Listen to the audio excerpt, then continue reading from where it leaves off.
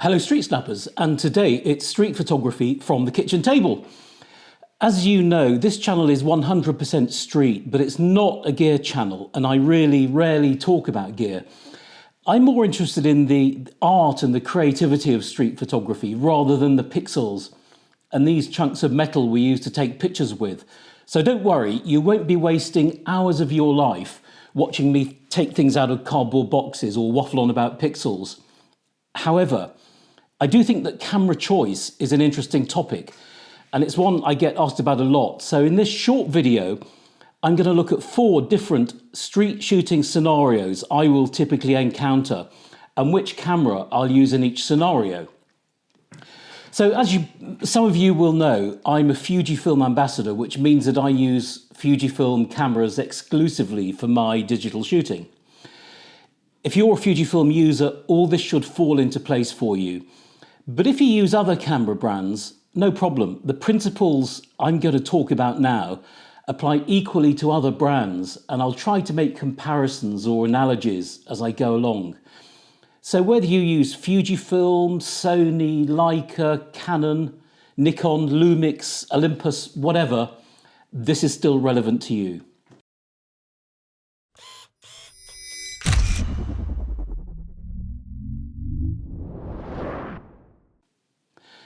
So we're going to look at 4 different street photography scenarios.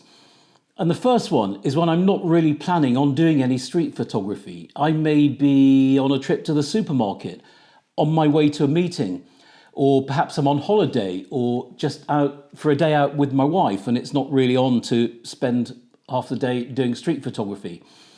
So I probably won't have a camera bag with me, but I will certainly always have a camera.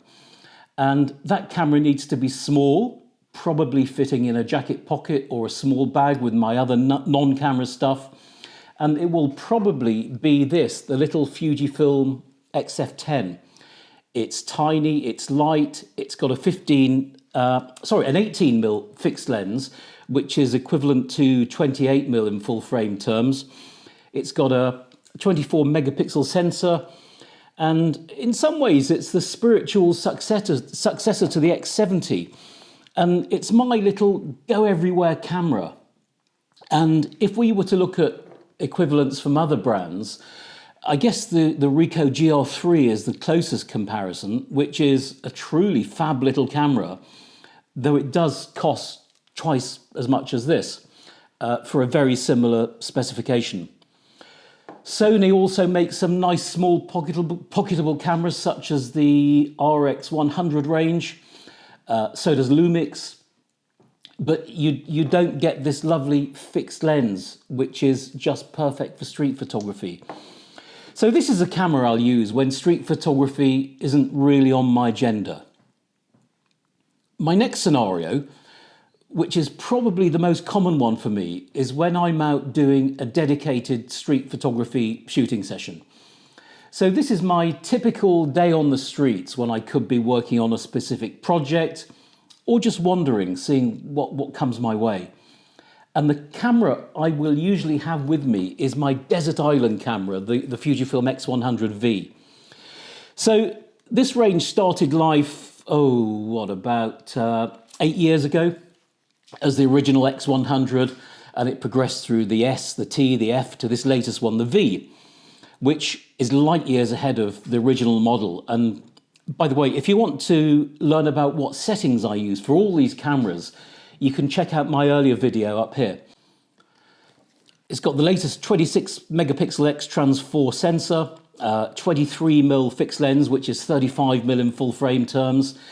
It's got a sleeker design than previous models. It's just very nice. It's very metallic and solid. It's got weather sealing, and that's a slight niggle, because to get the full weather sealing, you need to buy an additional little filtering adapter thingy, but that's not really a deal breaker. So for me, this is the perfect street camera. It's got the right lens, it fits in the hand nicely, and it's got a flippy screen, if you like that sort of thing, and I don't use it a great deal in reality. Quite honestly, if there's only one camera I ever could have for street and documentary and travel photography, it would be this one, the X100V. So if we were to look at alternative brands, there's not a great deal of choice if you want the fixed lens. But if you're happy with an interchangeable lens, I guess there's the Leica CL or the M10, the Sony A600 series, several Lumix models, the Olympus Pen F, which of course is micro 4/3, which I'm not a great fan of. I'm sure there are others, but really, there's not a great deal of choice if you want the rangefinder style with a fixed lens for this kind of money, which is just over £1,000 in British money. So if I'm out on the streets, I'll probably use a bag, something like this, which is, it's not really a camera bag, it's just a nice little sling bag, and it gets most of my sort of day gear in. But if I need to carry more stuff, I'll use a Domkey messenger bag. And we don't see Domkey very much lately, and certainly in the UK, but it's always been the brand of choice for photojournalists across the globe, I guess, for a long, long time.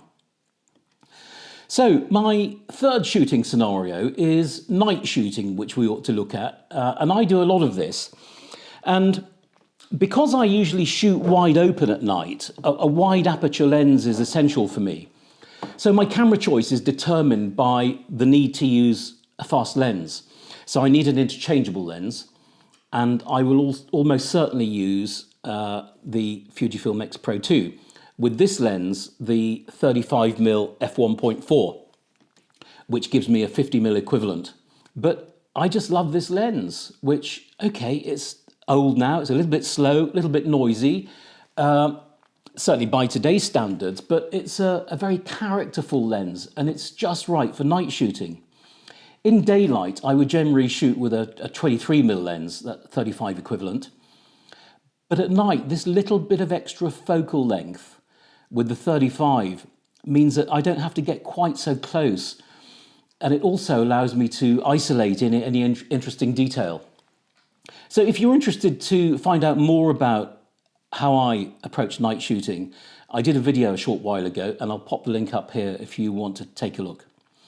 So my next scenario is, let's say it's a more in-depth assignment, or maybe a longer trip.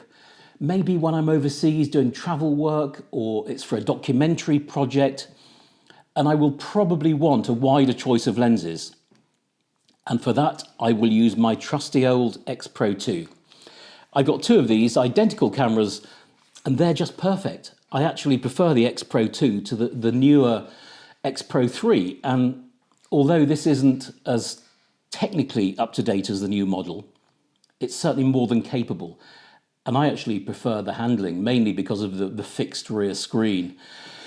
So this is a real workhorse of a camera. It feels quite tough. It feels like it'll never let me down. And the rangefinder form factor has just always worked for me. And I don't think there are many cameras from other brands that you can easily compare the X Pro 2 or the X Pro 3 with, for that matter. But I guess the nearest is the Leica M10, maybe the Leica CL. But look at the M10, that costs 4 or 5 times as much as the new X Pro 3. You choose whatever you fancy. I know where my money would go. So I use this camera if I'm working on a specific project or an assignment where I'm likely to need a selection of lenses. And I would typically leave home with 4 primes, a 16, a 23, a 35, and a 56, which in full frame terms translates into 24, 35, 50, and 85. This gives me pretty much all the focal range that I need with small, fast lenses. There aren't really many times when I need to step outside this range. You know, in full frame terms, 24 to 85, that just about does it all. So all this will typically fit into a Peak Design backpack, which is really quite cleverly designed. It's small, it's very light, and it holds masses of gear and bits and pieces. So those are the cameras that I would typically use for my digital street photography. But I must give an honourable mention to film cameras, which, if I'm honest with myself, I just love using, but don't use them often enough. So in terms of film cameras, my favourite is has to be this lovely old Rolleiflex T, which is just so beautiful to use.